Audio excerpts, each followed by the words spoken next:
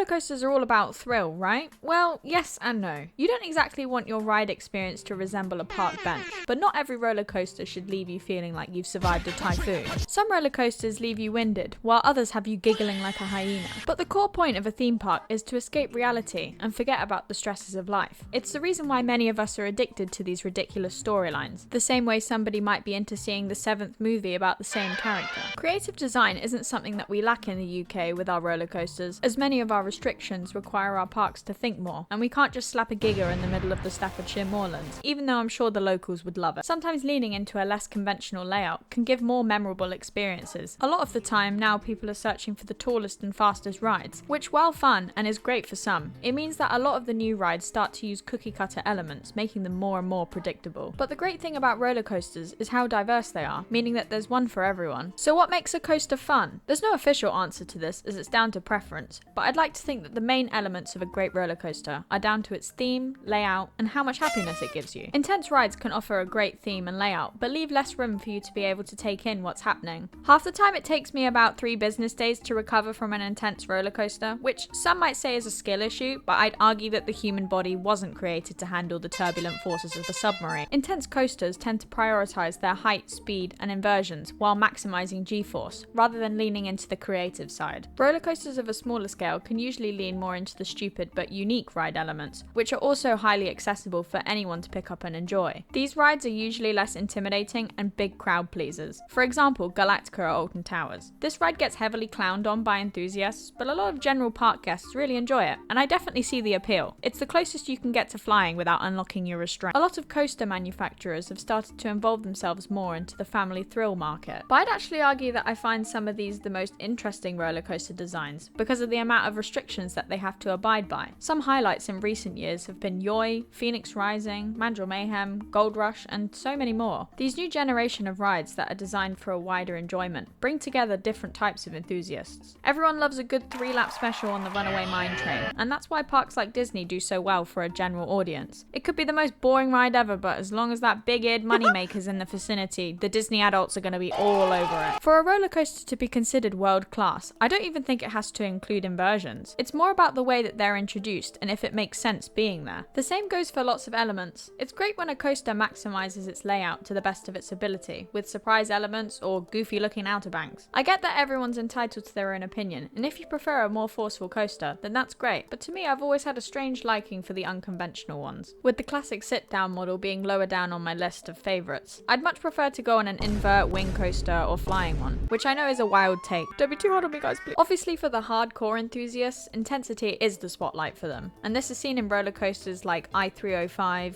Giga Coasters, and the Stratas. RMCs are also highly regarded in the community, and sometimes it seems like they're only there for the enthusiasts. These coasters are designed to make you feel like you're training for the aerospace industry, and for some it's never enough, but sometimes it's not about how fast you're going, but about how much fun you're having from doing it. There's definitely a memory that you have of going on a stupid looking coaster, but people get so sucked into the statistics of things that they forget the whole reason they became an enthusiast in the first place. A great example of unconventional design, with fun in mind, are John Wardley's ideas. Oh my god, Q4 is a Wardley glazer. Yes, next question. John Wardley is my king. He's a well-known girl boss inside of the UK theme park scene because he designed things with the most important thing in mind: fun. For example, Vampire without its theming and swinging would make for quite a mundane monorail, but it's the extra steps that give the character it's known for. Sure, it's not perfect, and engineering has come a long way since, but I still really love its classic roller coaster charm. For some people, the best part of a roller coaster is a launch, the rush of fear or excitement, and I think that's the reason why so many people enjoy airtime. The issue is that a lot of the time, the initial fear that was set in your stomach before doing it for the first time doesn't last. The flipped stomach feeling is just fear, which is why you'll notice that sometimes it's there and other times it's practically non-existent. I used to get that feeling for the first drop on the Swarm, but ever since Hyperia opened, it doesn't have the same impact. The constant push for intensity isn't inherently bad, as it means we're always looking for the next record to break. And while that's still always an achievement, how long is it going to be before we say, you know what, flip this, no more coasters rolling? Also, some of you are hypocrites. What do you mean B&M are getting boring and copy pasting? If it's not broke, don't fix it. So many other coaster manufacturers do the same thing. RMC literally features similar elements in each of their coasters because people enjoy those things. Not to mention all the launch coasters pulling up like the next plague. Yeah, no, how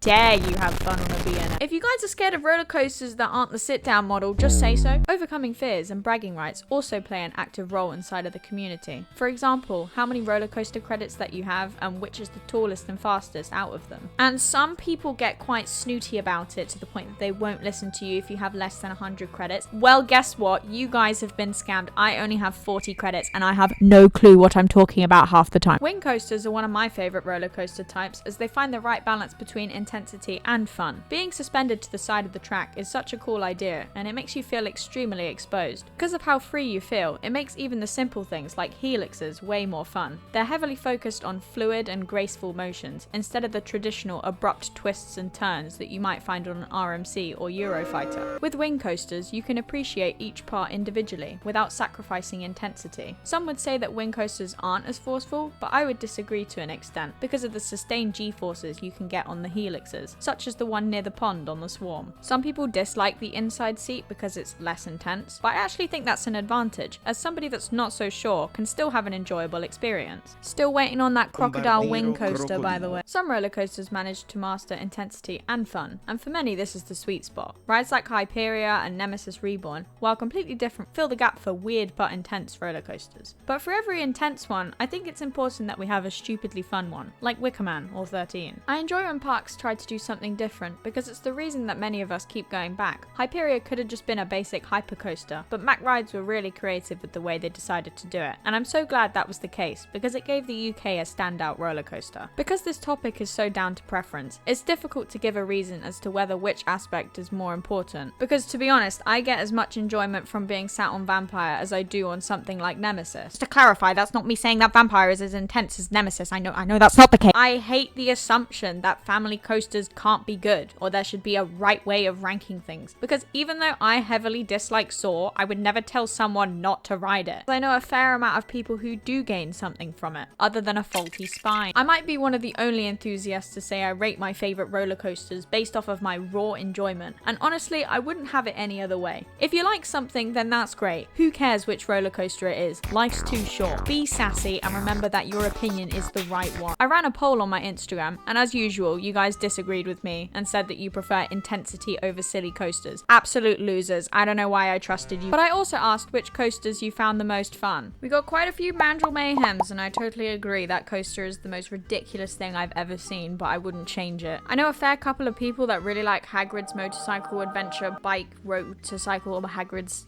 what is the name? And honestly, yeah, if you're going down the theming route and just in general enjoyability, I think the Hagrid's looks like a great family coaster. The Smiler, Gully Pop, are we looking at the same coaster? No, but for real, the Smiler isn't actually that intense. I don't really feel much when I'm on it apart from the airtime hills, which I don't know why. Maybe that's because I've done Colossus a boatload of times, but it just kind of feels like I'm cruising through, you know?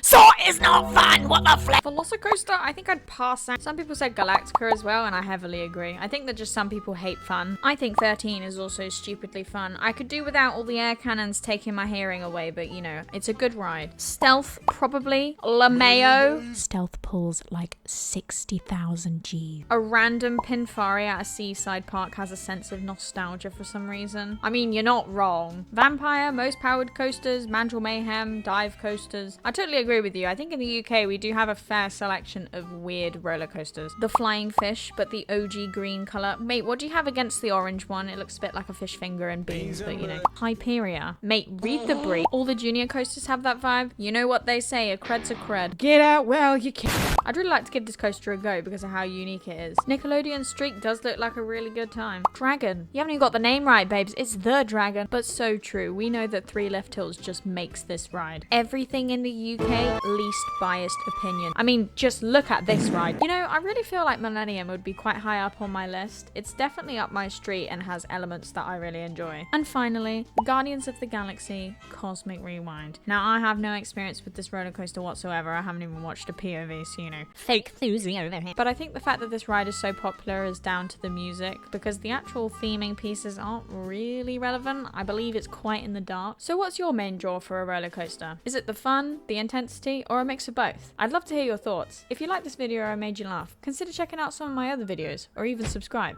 as there'll be more on the way soon. I hope you guys are all doing well. Take care, nerds. Are you sure this is safe? Yeah, mate, what have I told you? A cred's a cred. There was an asbestos warning. Is this place abandoned? You worry too much. Watch this. Oh, my head. Why is your emergency contact called Colossus?